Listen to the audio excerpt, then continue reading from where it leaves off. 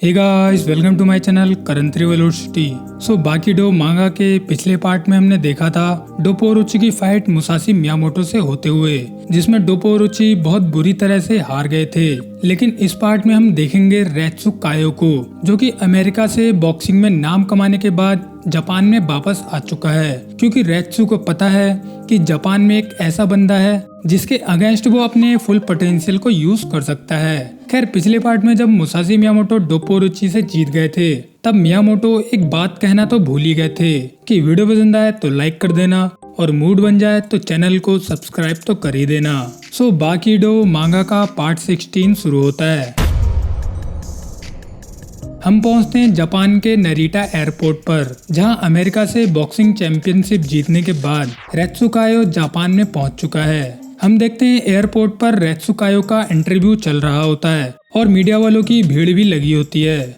Media वाले रेत्सु कायो से पूछते हैं, क्या आप हमें बता सकते हैं कि आप अपनी लास्ट फाइट कैसे जीते? आपको चैंपियन बनकर कैसा लग रहा है? जिस पर रेत्सु कायो मीडिया वालों को बताता है, मैंने अपने पैरों को यूज नहीं किया, न ही अपनी एल्बोस को और न ही अपने घुटनों को। मैंने सिर्फ अपने हाथों का यूज किया। मैं दुनिया के सबसे ताकतवर और स्ट्रॉन्गेस्ट बॉक्सर बोल्ट के सामने से अटैक कर रहा था। मैंने सिर्फ बोल्ट की अपर बॉडी पर अपने अटैक्स को फोकस किया था और इसी तरह से मैं जीत गया। ये चीज नॉर्मल है या फिर नहीं? मिस्टर काइजर ने मुझे आराम से अपनी बेल्ट दे दी। भले ही मुझे इंटरनेशनली सभी लोग देख रहे थे, इससे मुझे कोई भी फर्क नहीं पड़ता।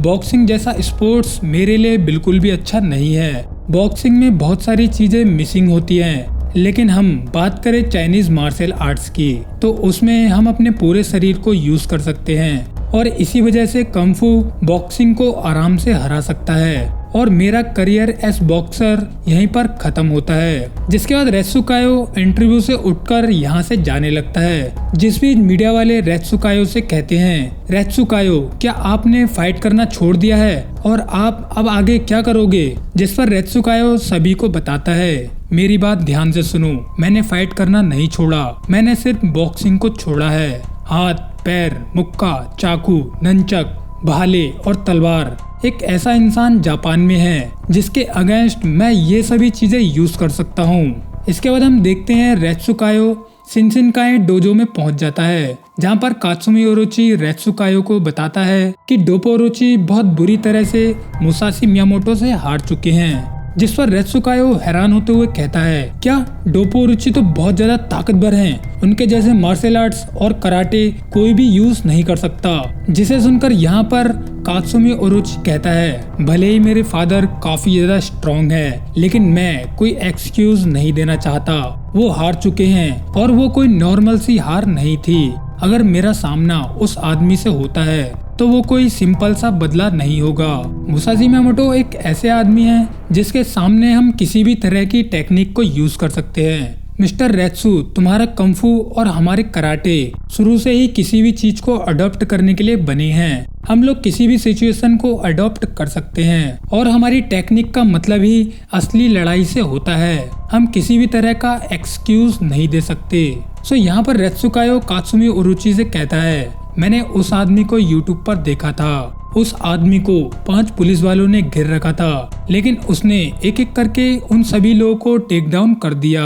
वो जिस तरह से लड़ रहा था वो किसी तरह की फाइट नहीं थी। अगर उसके सामने 20 लोग भी आ जाए तब भी वो उन्हें आराम से गिरा सकता है। वैसे तो मैं कहना नहीं चाहता, लेकिन वो जिस तरह से लड़ रहा था, हम उसे बिना वेपन्स के नहीं हरा सकते। जबकि हम लोगों की ट्रेनिंग कुछ इस तरह से होती है कि खाली हाथ भी हम किसी को भी हरा दें। शायद हमें इस आदमी को हराने के लिए वेपन्स का यूज करना ही पड़ेगा।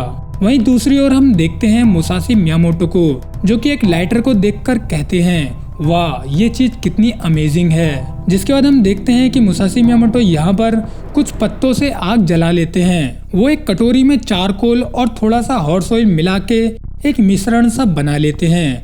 उनके चेहरे पर एक कट लगा होता है जिसे डोपो ओरोची ने दिया था, जिसे ठीक करने के लिए मुसाशी मियामोटो वो इस मिश्रण को अपने कट पर लगा लेते हैं। जिसके बाद मुसाशी मियामोटो अपने चेहरे को शीशे में देखते हुए कहते हैं, हाँ, इससे ये चोट ठीक हो जाएगी। जिसके बाद हम देखते हैं कि यहाँ पर टोकुगावा मियामोटो से कहते हैं, क्या आप रेडी हो? जिस पर मियामोटो कहते हैं हाँ मैं रेडी हूँ, पर थोड़ा सा एक्साइटेड हो चुका हूँ। जिसके बाद हम पहुँचते हैं अंडरग्राउंड फाइटिंग अरीना में, जहाँ पर टोकुगावा कहते हैं कुछ 3 दिनों में आप यहाँ पर लड़ सकते हो। ये वही जगह है जहाँ पर आप खुलकर लड़ सकते हो। हम देखते हैं यहाँ पर रेत्सुकायो भी आ चुका होता है, जो कि मुसाशी मियामोटो को देखने के लिए आया होता है। जिस पर मियामोटो यहाँ पर रेत्सुकायो से कहते हैं तो तुम वही हो जिससे मेरी लड़ाई होने वाली है। सही कहा ना मैंने, चाइना के रखवाले, तुम वही हो जो मुझसे अपने हथियारों के साथ लड़ना चाहता है। जिस पर रेत्सुकायो बड़े आराम से कहता है हाँ तुमने सही सुना, मैं तुम्हारी बराबरी में लड़ना चाहता हूँ। अगर मैं आपसे सीधा सीधा कहूँ तो मुसाशी मियामोटो को मैं हल्के में नहीं ले सकता। भले ही तुम्हारे हाथों में कोई भी तलवार ना हो, तुम खुद एक चलती फिरती तलवार हो। अगर मैंने तुम्हें बिना किसी हथियार को हरा दिया तो इससे तुम्हारी बेइज्जती भी हो सकती है, जो कि मेरे लिए बिल्कुल भी ठीक नहीं है। जिस पर मियामोटो रेत्सुकायो से कहते हैं ओ तो तुम्हें लगता है कि तुम बिना किसी हथियार के भी मुझे हरा सकते हो। जिस पर रेत्सुकायो बताता है कि अलग तरह से लड़कर भी मैं नहीं जानता कि मैं आपसे जीत पाऊंगा या फिर नहीं, लेकिन यहाँ पर ये बात नहीं हो रही।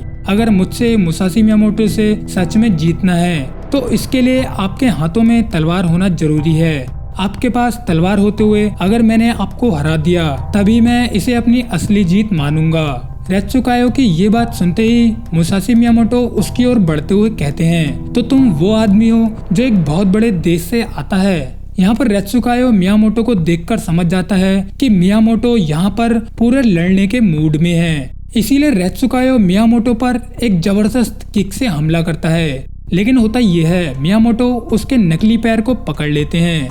रेत्सुकायो अपने दूसरे पैर से मियामोटो पर हमला करने की कोशिश करता है, लेकिन मियामोटो रेत्सुकायो के बैलेंस को बिगाड़ने की कोशिश करते हैं। लेकिन रेत्सु के बैलेंस बिगड़ने की बजाय उसका नकली पैर ही टूट जाता है। और होता यह है रेत्सुकायो की जबरदस्त किक मियामोटो के फेस पर लग जाती है, जिसकी वजह से होता यह है मियामोटो वहीं पर बेहोश होकर नीचे गिर जाते हैं। मियामोटो को नीचे पड़ा हुआ देखकर टोकुगावा कहते हैं रेत्सु ये तुमने क्या कर दिया, उन्होंने तो अपना हाथ भी नहीं उठाया था। जिस पर रेत्सुकायो यहाँ पर कहता है कि ये बहुत रेयर है कि वो नीचे पड़े हैं, लेकिन एक ऐसे आदमी को फेस करना जिसके अंदर एक असली डीमन की एनर्जी भरी हो, शायद मैं ही वो पहला बंदा हूँ जिसने मियामोटो को टेक डाउन किया है, क्योंकि मेरा एक नकली पैर टूट गया था जो कि उनके लिए एक सरप्राइज रहा होगा।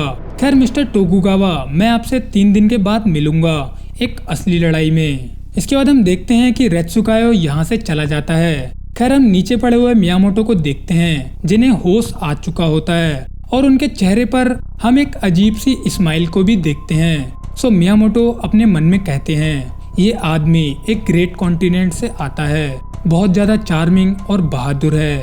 खैर यहीं पर बाकीडो मांगा का पार्ट 16 एंड हो जाता है। अगले पार्ट में हम रेत्सुकायो की ट्रेनिंग को देखेंगे, जिसे रेत्सुकायो काकुकायो के साथ कर रहा है। साथ में हम मोटोबे को भी देखेंगे जो कि रेत्सुकायो को मुसाशी मियामोटो से बचाना चाहता है। खैर अब मिलते हैं बाकीडो मांगा के पार्ट 17 में। So tata bye bye, take care.